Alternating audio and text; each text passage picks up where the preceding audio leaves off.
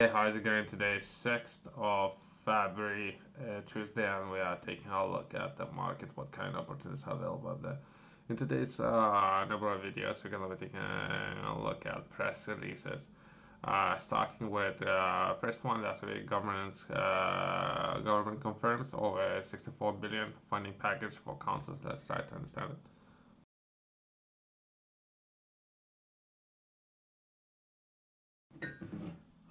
The final local government finance settlement for 2024 and 2025 makes available 64.7 billion for local government and an increase of 7.5% in cash term.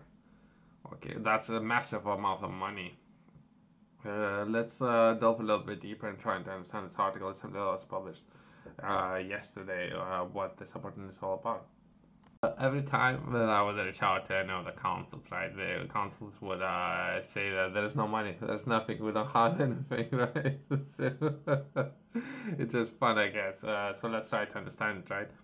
More than 64 billion to bolster councils' budgets in England and ensure they can deliver frontline services has been confirmed by a Level Up secretary today. Operational costs, they could potentially reduce those. When it comes to operational costs with new digital technologies and everything, they can reduce those costs. And now they have increased funding. So where are they going to be allocating those finances, right? They're going to be investing perhaps in different energy solutions, different sectors, and supporting local jobs, communities. I'm interested where they're going to be reallocating some of that capital, right? While reducing some of the operational costs, right? The final local government finance settlement for 2024 to 25 makes available of up to 4.5 billion more for councils in England. So even more. So when they had to employ, let's say 10 people, now we can employ less staff with some of the software solutions, right? We can reduce the operational costs and they have more capital.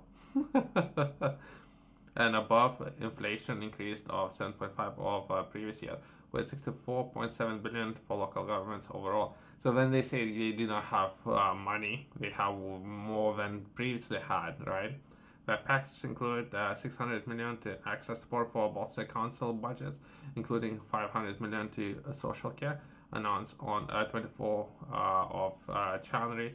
This support was announced following the consultation of provisional local governments' financial settlements. The additional funding was welcomed by leading local governments, organizations such as the Local Government Association Council, Country Councils Network, and District Councils Network. The additional funding has been made possible because of the government sticking to their plan and making it the right long-term decision to deliver on economic priorities, helping inflation, which has already more than half a growing economy and reducing debt. The government is also supporting all councils throughout the sector-wide funding guarantee, ensuring that all councils will see increase in core spending power of at least 4% before the local choice on council tax, an increase from the 3% announced at the provisional settlement. They're constantly increasing those taxes. I think that this is something that's happening. So they're raising more capital. They're raising more and more if they can. Where are they allocating this capital? That's what I'm interested in. Councils will be able to increase council tax of up to 3%. Here you go. So even raising more capital without a local referendum within a further 2% for those responsible for adult social care services.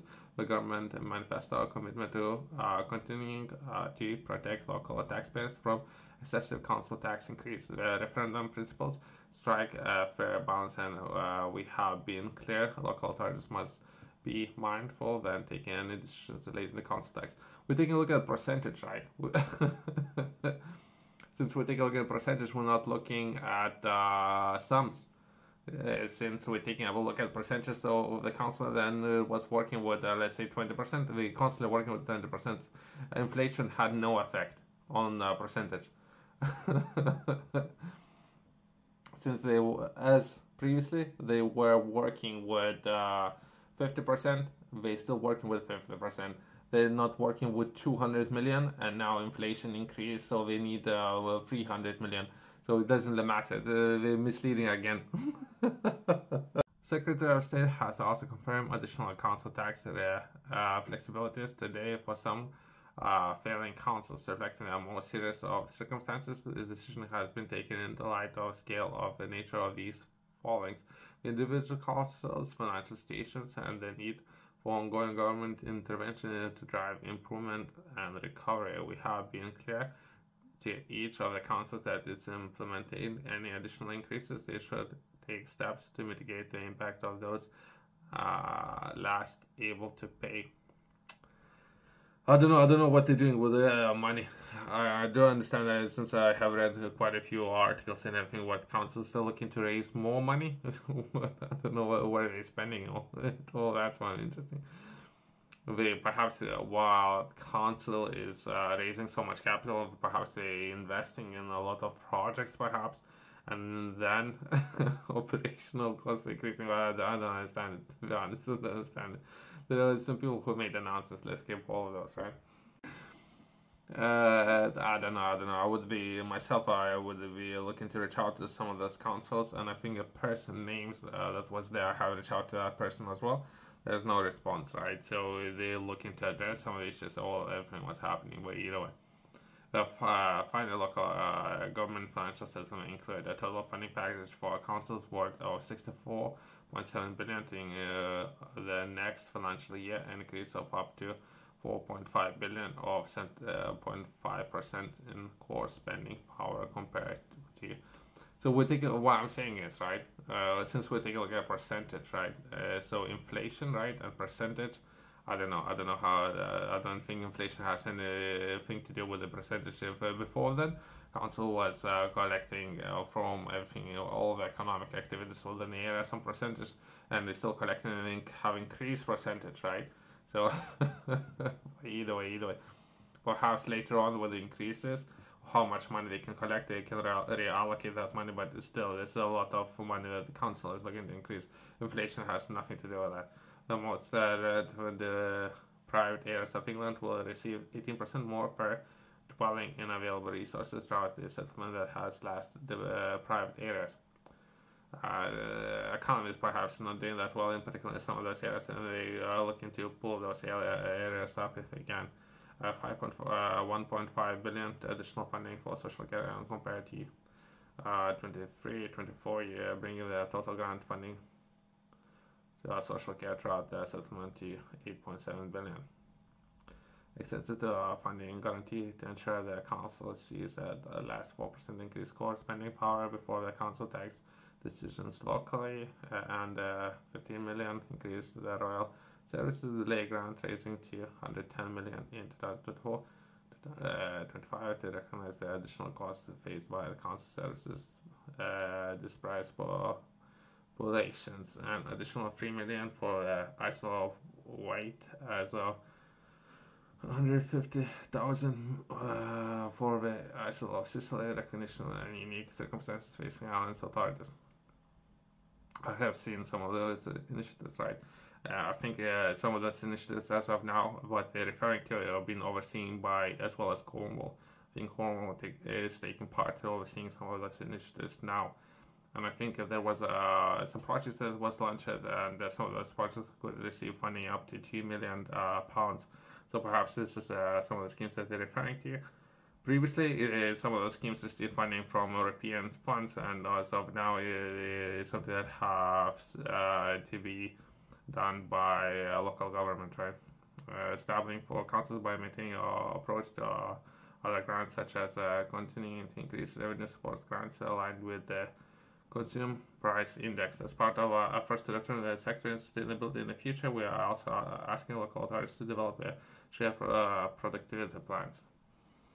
Myself, if you're interested in learning more, I have published a book that will be a Project Pitfall. In this book, I'm taking a look at, and I'm looking to share as much information as I can when it comes to body and what will be important for many people to know when it comes to body and or fitness.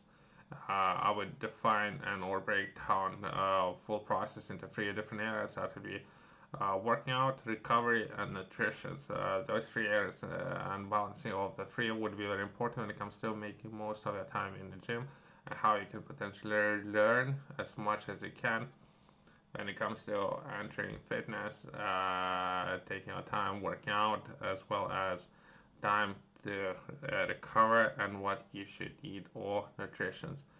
Something I have myself experienced for many years, and I'm looking to share with others my personal journey and some examples that I think would benefit you. You can find it QR code in the corner company's website below.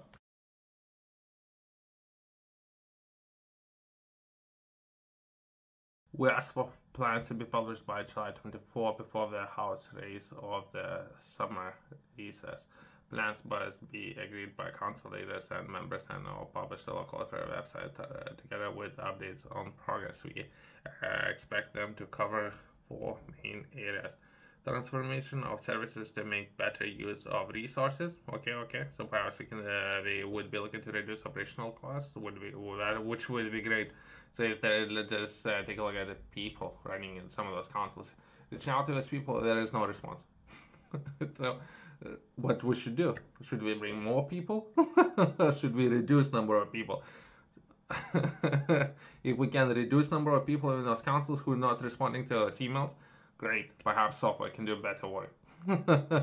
Operational cost solved overnight would be great, right? Once we otherwise we can communicate with the software. Software can address this issue, and we arrange conference call where we can sit down, and perhaps then person would be able to address issues. If the person didn't manage to address those issues in the first place, perhaps during a conference call, then the person might be able to address this issue. So if the person would ask, I don't understand something, they keep repeating a lot. Everyone would feel very uncomfortable, and person would keep repeating a lot, I don't understand something. Perhaps that person not need to be there in the first place. Even better, perhaps that person can do other things. What he understands. It would be great. We're talking about millions and millions of taxpayers' money. All councils across the UK, how many millions are we talking about of people who do not understand what they're doing? Millions. That's our guess. Point 2, opportunities to take advantage of advances in technology and make better use of data from information decisions making and service design. Okay. So perhaps we can take a look at smart cities, which would be great. Some of the investments made of operational costs can be reallocated, and in progress of smart cities and implementation of technology would be great. Point 3, ways to reduce wasteful spent with systems, including specific consideration expenditure on consults and our discredit staff equality, diversity and inclusion programs. This does not include programs designed to promote integration and or civic pride and on counter extremists and or I don't understand what they're referring to. Perhaps they refer to very particular problems, right? Number 4, barriers preventing activity that government can help to reduce and or remove. Great, yeah, that would be great. So perhaps they're referring to very particular issues, so to within very particular councils, I would say. But either way, alongside this task, we will establish a new productivity review panel made up of sector experts, including the Office of Local Government and all Local Government Association.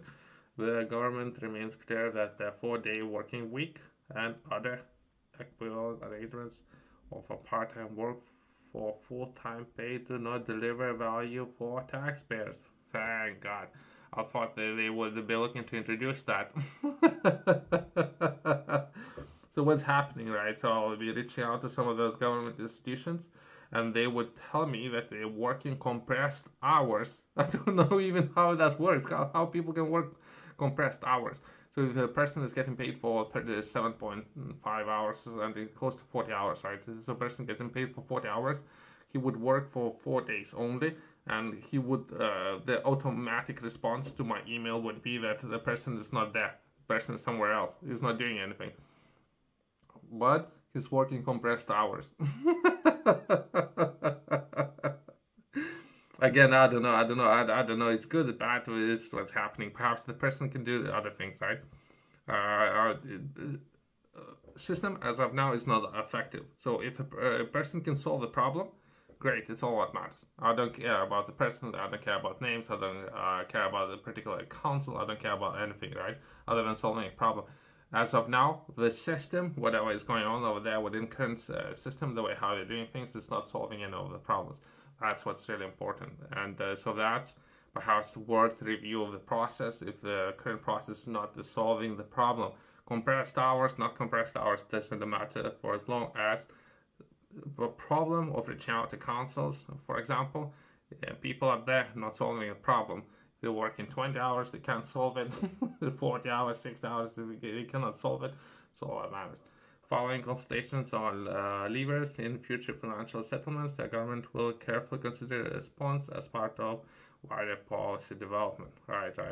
I don't know if I can leave any response other than perhaps making this video. I would say my response is, as of now, is some of the processes are ineffective.